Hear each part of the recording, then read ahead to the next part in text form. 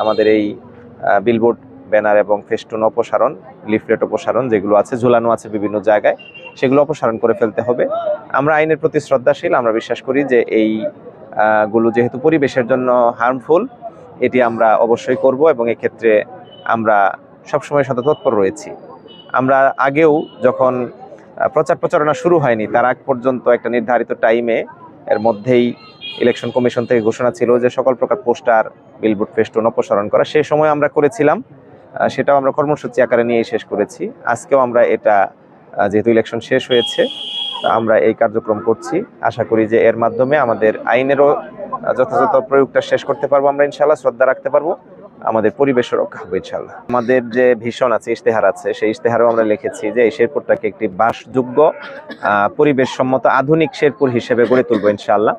সেক্ষেত্রে আমাদের তৎপরতা বিগত সময়ও ছিল, আমরা এবারও রাখবো ইনশাল্লাহ। আমরা ক্লিন ক্যাম্পাস, ক্লিন সিটি এরকম বহু কর্মসূচিও কিন্তু বাস্তবায়ন করেছি এই শেরপুরেই।